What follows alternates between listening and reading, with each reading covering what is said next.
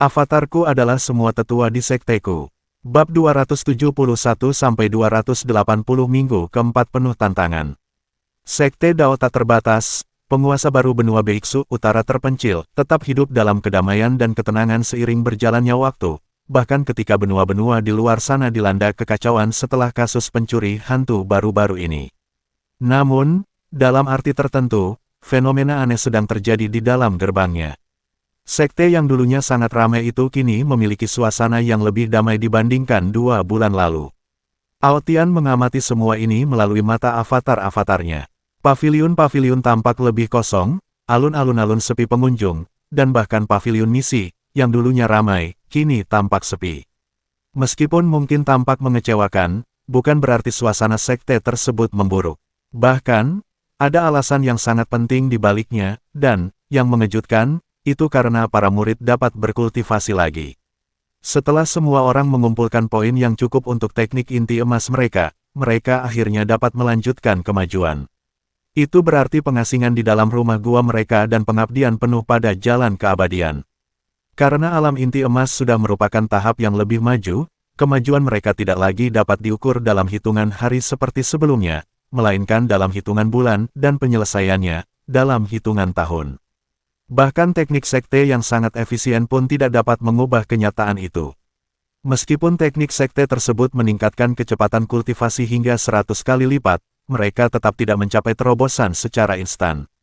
Mengingat bahwa seorang kultivator dengan akar berkualitas sempurna dan teknik yang baik, tanpa bantuan pil, akan membutuhkan lebih dari 300 tahun untuk menyelesaikan alam inti emas, seorang murid sekte Dao tak terbatas, dalam kondisi yang sama, hanya membutuhkan 3 tahun. Perbedaan efisiensinya sangat besar, dan jika kita juga mempertimbangkan kualitas fondasi yang dibangun, kekuatan teknik sekte tersebut menjadi tak terbantahkan. Meskipun demikian, para murid perlu tetap mengasingkan diri untuk waktu yang lama agar dapat mencapai puncak.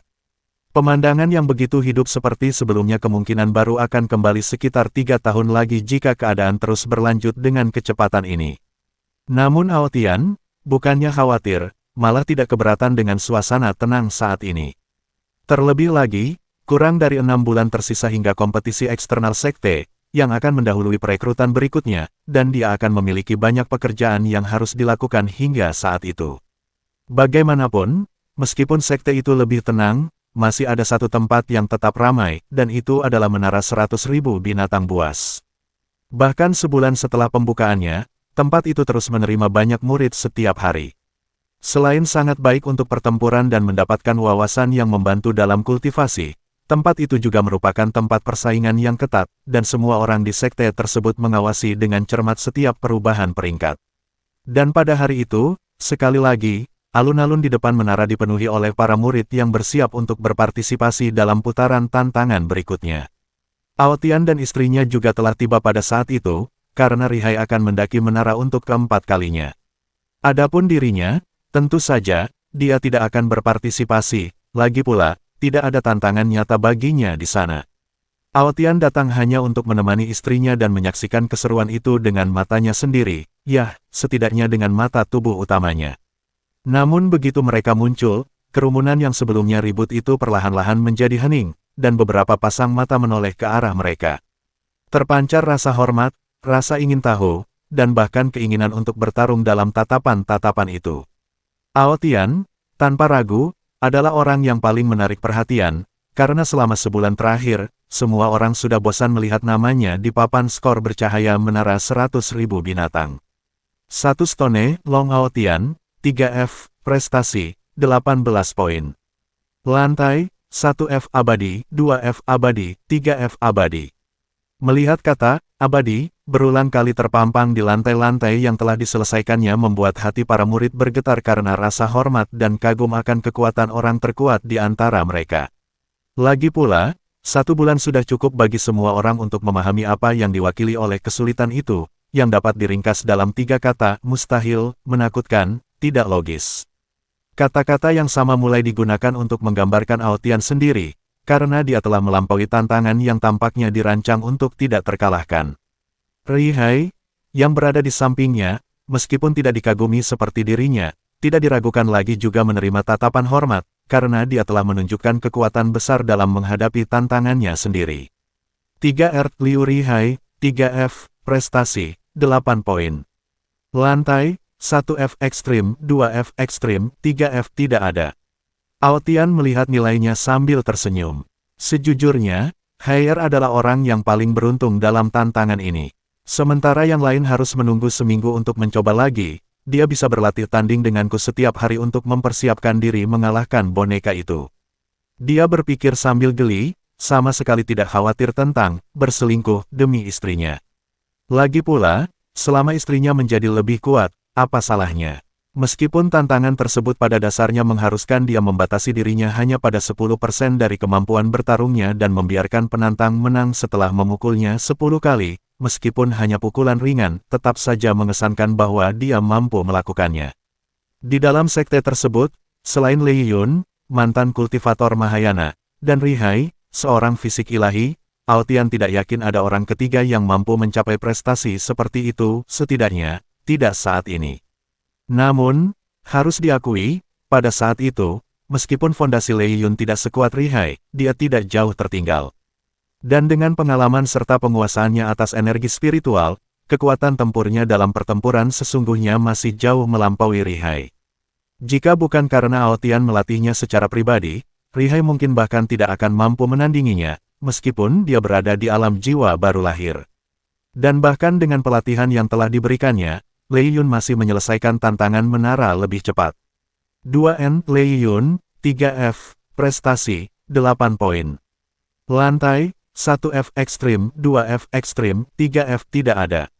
Dia dan Rihai memiliki skor yang sama, dan keduanya belum menyelesaikan tantangan di lantai 3.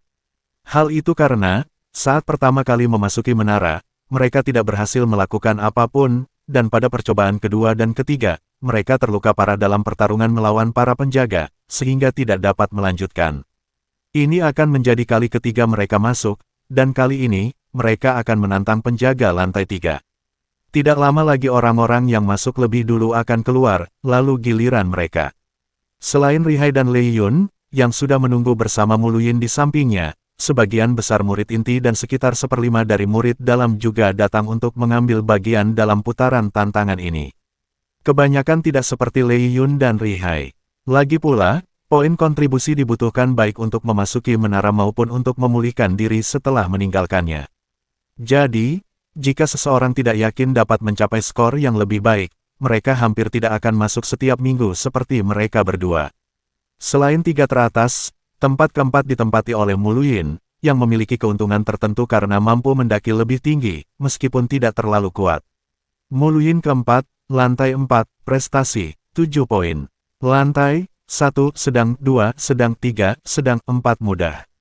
Rihai juga bisa menikmati keuntungan yang sama sekarang karena dia adalah seorang kultivator Nascian Soul. Namun, mengingat dia menargetkan tingkat kesulitan ekstrim, dia masih membutuhkan setidaknya 1 tahun untuk menguasai ranahnya saat ini, bahkan dengan bantuan Aotian, sebelum dia dapat mencoba tantangan seperti itu. Jadi, sambil mereka menunggu dan mengobrol, waktunya segera tiba, dan menara itu terbuka sekali lagi. Tanpa ragu-ragu, Rihai, Lei Yun, dan beberapa orang lainnya bergegas masuk tanpa membuang waktu sedetik pun. Sementara itu, Aotian duduk di tanah, memetik beberapa helai rumput dan merobeknya dengan santai sambil menunggu. Soal bercocok tanam, ya, dia sudah melakukannya, tetapi telah menyerahkan tugas itu kepada pikiran-pikiran lainnya, menjaga pikiran utamanya tetap bebas, hanya menunggu, karena bosan. Karena memiliki banyak pikiran, Aotian dapat dengan mudah berjalan, berbicara, atau melakukan hal lain sambil berkultivasi, tanpa masalah apapun. Satu-satunya kelemahan adalah dia menjadi relatif rentan karena akar spiritualnya terpakai.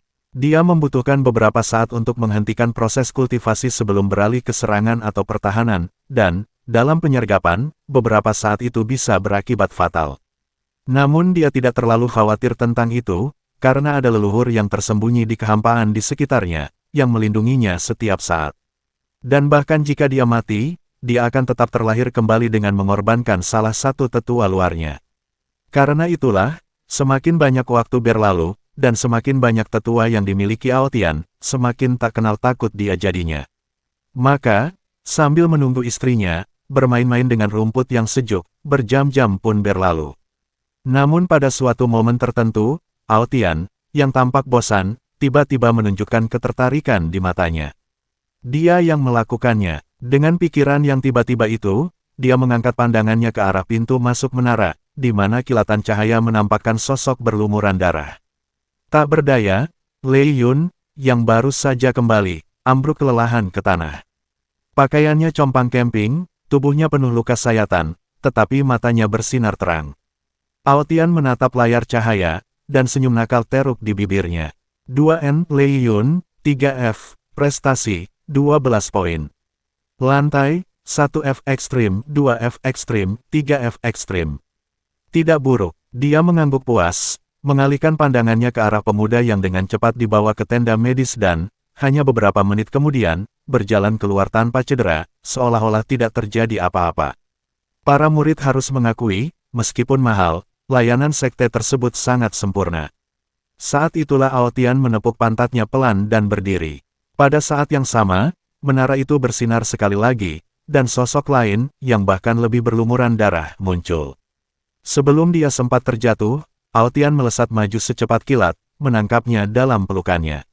Melihat istrinya yang terluka parah namun tersenyum puas, ia hanya bisa menggelengkan kepala tanpa daya sambil menggendongnya menuju tenda medis. Selamat atas keberhasilanmu menyelesaikan tantangan, Haier. Meskipun ekspresinya tampak getir melihat istrinya terluka, terutama mengingat dialah yang bertanggung jawab atas hal itu, dia tetap mengucapkan selamat dengan tulus, sambil tersenyum bangga atas pencapaian kekasihnya. 3R Liu Rihai, 3F, prestasi, 12 poin. Lantai, 1F ekstrim, 2F ekstrim, 3F ekstrim.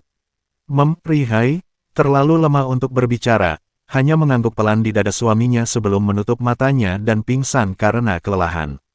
Ao Tian membawanya ke ruang medis, tetapi alih-alih menggunakan pil biasa, dia secara diam-diam memanggil seorang tetua dari paviliun pemurnian tubuh, yang menyembuhkannya sepenuhnya dalam sekejap menggunakan kemampuan generasi seluler. Luka-luka itu tertutup seolah-olah secara ajaib, dan auranya kembali ke puncaknya.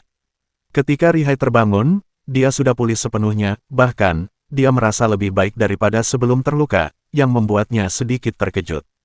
Tatapannya tertuju pada Ao Tian, yang bersiul dengan kepolosan yang pura-pura, membuat wanita itu memutar matanya, merasa geli namun tak berdaya. Dia tahu bahwa suaminya telah menggunakan pengaruhnya untuk memastikan dia menerima perlakuan yang lebih baik daripada murid-murid lainnya. Terima kasih, Tianer, tapi kau tidak perlu melakukan itu, ucapnya sambil menggenggam tangannya, merasa bersyukur, tetapi khawatir karena ia mungkin telah menghabiskan sesuatu yang mahal secara tidak perlu. Antara kita berdua, apakah kita masih perlu mengucapkan terima kasih? Dia tertawa, memegang tangannya sambil menuntunnya keluar. Dan jangan khawatir, aku tidak menggunakan sesuatu yang semahal atau serumit yang kau kira. Haruskah aku merasa lega atau tersinggung? Jawabnya dengan nada bercanda, meskipun dalam hati merasa lega. Suaminya tidak pernah berbohong padanya, dan Rihai sepenuhnya mempercayai hal itu. Aku lebih suka bilang lega. Dia mengedipkan mata nakal padanya. Puff, kalau begitu aku akan memilih tersinggung saja, balasnya sambil menggoda, membuat pria itu tertawa. Sambil menggelengkan kepala dengan geli, dia melihat ke depan, di mana kerumunan murid menyaksikan mereka dengan kagum dan takjub. Sekali lagi, mereka secara resmi menjadi pasangan terkuat di sekte tersebut. Apakah kita sebaiknya kembali? Tanya Ao Tian, tanpa terlalu peduli dengan perhatian yang mereka terima. Ayo pergi. Dia mengangguk, siap untuk pergi bersamanya. Tunggu, Kakak Long. Tiba-tiba, sebelum mereka sempat pergi, sebuah suara keras menyela mereka, menarik perhatian mereka dan juga kerumunan di sekitarnya, yang mulai berbisik-bisik dengan rasa ingin tahu. Ketika mereka menoleh, mereka melihat pemilik suara yang familiar, seorang pria muda tampan dengan rambut dan mata putih, memancarkan aura yang berat dan seperti listrik, seolah-olah petir telah menjelma menjadi manusia. Adik Lei, ada yang kau butuhkan. Ao Tian mengangkat alisnya menatap mantan Mahayana itu, penasaran dan sedikit bingung dengan panggilannya. Tubuh utamanya dan Lei Yun tidak banyak berinteraksi sejak ia tiba di sekte tersebut. Lei Yun mengangguk tegas menanggapi pertanyaan itu, lalu mengepalkan tinjunya dengan hormat, tekad terpancar di matanya. Kakak senior Long, saya ingin meminta latihan tanding dengan Anda. Kakak senior Long, saya ingin meminta latihan tanding dengan Anda. Mendengar permintaan itu, bukan hanya kerumunan yang terkejut, bahkan Aotian pun tak kuasa menahan rasa takjub. Sambil menyipitkan matanya, dia menatap pemuda yang sebenarnya adalah reinkarnasi dari seorang kultivator kuat dari masa lalu. Mengapa dia meminta ini? Menatap mata pemuda itu yang tenang dan jernih, Aotian menepis beberapa kemungkinan. Sepertinya bukan rasa iri, cemburu, atau keraguan tentang kemampuanku. Saat menganalisis pemuda itu, tenang dan tanpa sedikit pun perubahan sikap di bawah pengamatannya atau bisikan kerumunan, hanya satu kata yang muncul di benaknya. Sepertinya ini, rasa ingin tahu. Dan memang benar, Aotian terbukti benar. Lei Yun, setelah hampir kalah dalam tantangan boneka dengan tingkat kesulitan ekstrim, menyimpulkan, berdasarkan laporan para murid, bahwa tingkat kesulitan sulit berkali-kali lebih mudah daripada tingkat kesulitan ekstrim. Dan, untuk setiap level di bawahnya, tingkat kesulitannya menurun drastis, sehingga masuk akal untuk menyimpulkan bahwa level di atasnya beberapa kali lebih menantang. Lei Yun tidak mencoba tingkat kesulitan sanita atau abadi, justru karena dia tahu, sejak tantangan pertama, bahwa ekstrim bukanlah sesuatu yang bisa dia hadapi dengan mudah. Dan setelah hampir gagal setiap kali mencoba, dia menyimpulkan bahwa dia masih belum siap. Cara boneka itu bertarung memperjelas baginya, mantan Mahayana, bahwa boneka itu tidak menggunakan kekuatan di luar ranah mereka. Tidak, boneka itu hanya mendorong ranahnya sendiri hingga batas absolut melalui tingkat keterampilan dan kendali yang luar biasa. Dan Lei Yun bahkan tidak tahu bahwa ini hanya mewakili 10% dari kemampuan Aotian. Patut diingat bahwa dia belum mengalahkan boneka itu, yang perlu dia lakukan hanyalah memukulnya 10 kali, tanpa menimbulkan kerusakan berarti, dan bahkan setelah itu dia hampir mati. Dan Long Aotian, murid terkuat, bahkan telah melewati tingkat kesulitan abadi, yang membuatnya sangat penasaran dan bingung. Bagaimana mungkin manusia biasa dapat mencapai penguasaan dan keterampilan seperti itu?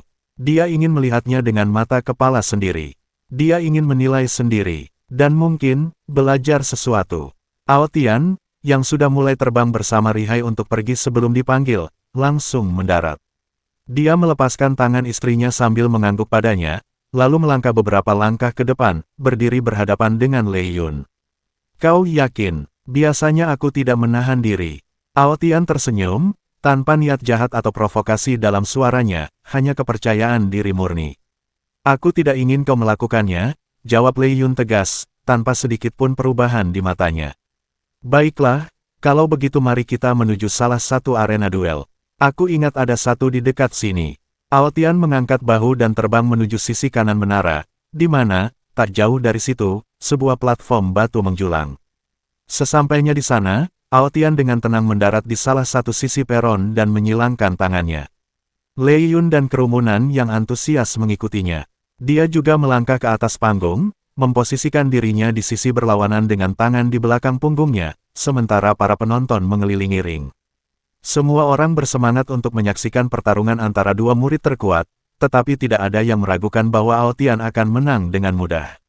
Lagi pula, hasil dari menara itu tidak pernah bohong. Mungkin satu-satunya orang yang masih berharap akan keajaiban adalah rekan Dao Lei Yun, Mu Luyin. Saat keduanya mengambil posisi di atas panggung, berbagai pola susunan diaktifkan di seluruh platform, menyelimutinya dalam perisai transparan.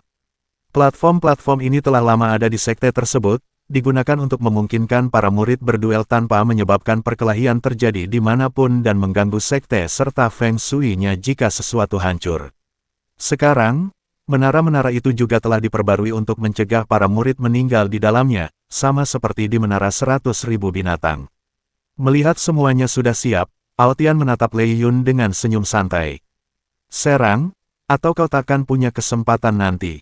Kau boleh mencoba menyerangku 3 kali, dan aku takkan melawan balik. Jika kau berhasil menyentuhku, kau menang, katanya dengan nada bercanda, membungkam kerumunan dengan kata-katanya saat mereka menatapnya dengan tercengang. Ya, selera buruk Aotian kambuh lagi. Dia sengaja berperan sebagai antagonis. Rihai, yang berada di antara penonton, meletakkan tangannya di dahi dengan ekspresi tak berdaya. Dia mengenal suaminya lebih baik daripada siapapun dan tahu bahwa suaminya sengaja membuat masalah. Lei Yun sedikit menyipitkan matanya karena merasa diremehkan, tetapi dia tidak membiarkan provokasi itu mempengaruhinya. Baiklah, kalau begitu saya ucapkan terima kasih sebelumnya kepada kakak senior, ucapnya dengan nada rendah. Begitu kata-katanya terucap, tanpa menahan diri sedikit pun, percikan api yang tak terhitung jumlahnya berkelap-kelip di sekitar kakinya dan, dalam sekejap cahaya, dia melesat ke depan seperti guntur. Tombak hitamnya muncul di tangannya, diselimuti aura listrik yang membuatnya bersinar